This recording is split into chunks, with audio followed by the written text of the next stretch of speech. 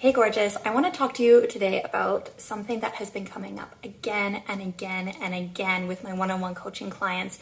And I struggled with this quite a bit myself, and that's where most of the work has come from, is doing deep personal development. And that is on giving yourself permission to be happy right now in academia. What I hear and I see time and time again is people postponing their happiness and using the thinking, I'll be happy when blank. I'll be happy when I finally get a good score on a test. I'll be happy when I pass this exam. I'll be happy next semester when I get accepted, when I get into my dream program, when I'm in residency, when I get a job. And as soon as we reach those milestones, instead of celebrating and allowing ourselves to be happy, we immediately, even before we've even recognized and given ourselves some time, some gratitude, some appreciation for how far we worked, we immediately move the goalpost to somewhere in the future. The next thing and the next thing. And you know what? It doesn't stop in academia. That pattern, if you have it now, if you're guilty of it, that's fine. Let's acknowledge that, appreciate that's how we used to think, but it doesn't serve you moving forward. And if you're thinking like that now, that will not change when you're finished your degree, your program, and you start working. The goalpost is just going to continue moving. So I'll be happy when I get a job relevant in my field. I'll be happy when I get a raise. I'll be happy when I get a new manager or different coworkers or clients or whatever the case is. And even if it was somehow true, which is not, that you'll just be happy when you've accomplished these things or when they've come into your life, how would your body even know how to be happy? It hasn't given itself the practice to be happy before. It's like there's no magic wand that just comes and suddenly you're happy. You have to practice and experience and build it as if it were a skill or a muscle that you get to strengthen.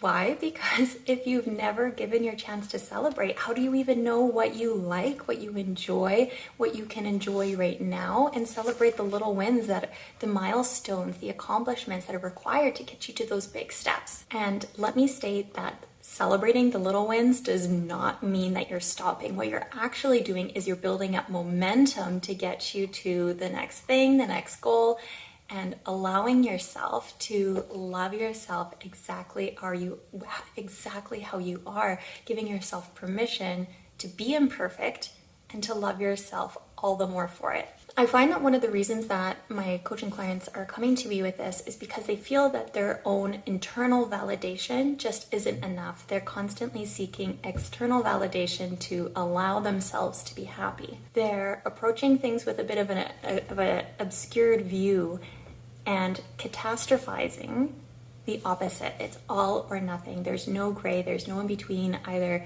they accomplish the goal or they don't and they're a failure and nobody ever loves them. And of course, that's not realistic. That's not how life works. And most importantly, it's not helpful. Even if it were true, which it's not helpful, and it's not supporting you and supporting others in accomplishing your goal. And when you catch yourself thinking of those thoughts, whether subconscious or consciously, I want you to ask yourself whether or not you are looking at things in the big picture. Are you appreciating how far you've come? What great things have you done along the way? Not just accomplishments towards this goal, but what other acts of kindness have you brought towards others? What have you done for yourself lately?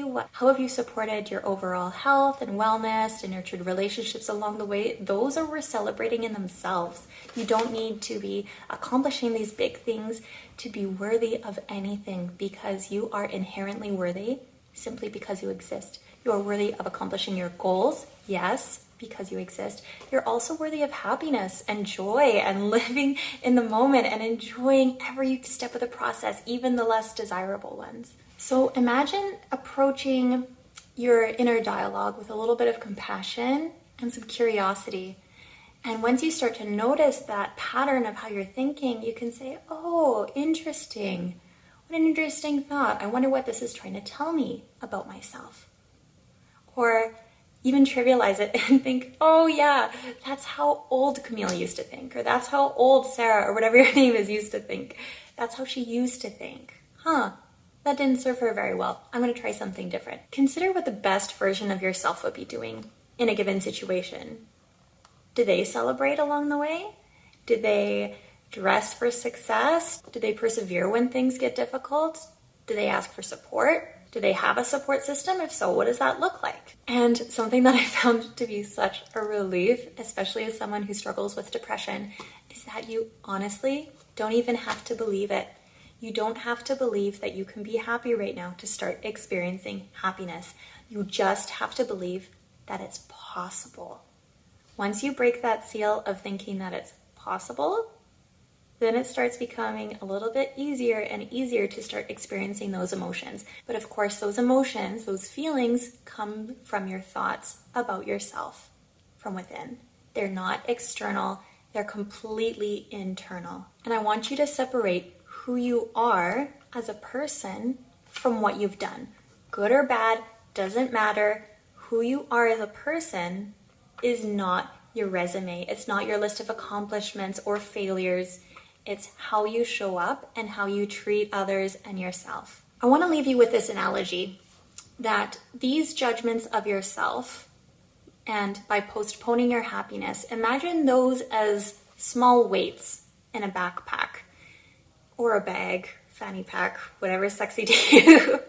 And I want you to imagine how that backpack feels as time goes on.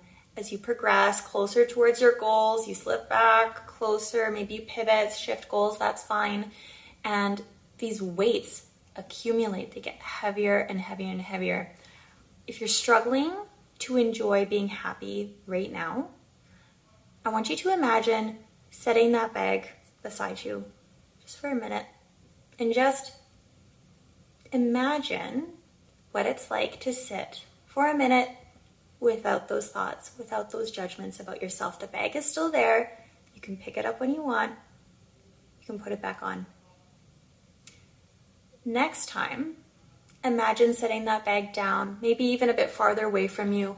Maybe you just get to pretend to be yourself without those judgments, without those thoughts about yourself.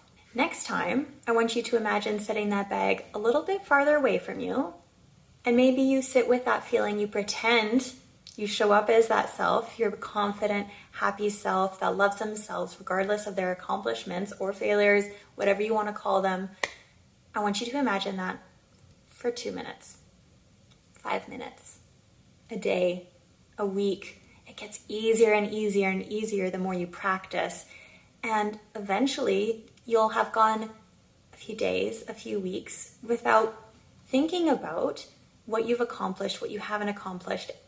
Not to say that you don't chase your goals, because hell yes, sister, you are chasing those goals and you're enjoying the process. Now, these thoughts, of course, do not replace professional counseling or therapy. But if you're struggling in academia or returning to school about actually enjoying the process, you're just struggling to push yourself forward, that's when it's time to call in a coach like me. This is my jam. This is what I do. I can help you one-on-one build that confidence, that strength in becoming happy and enjoying the process, because that's what you deserve. Not because of how far you've come, which is amazing, of course, but because you exist. And there's people like me who are here to serve you. We're here, we're tools, we're resources. Come and get us. Take care, babes.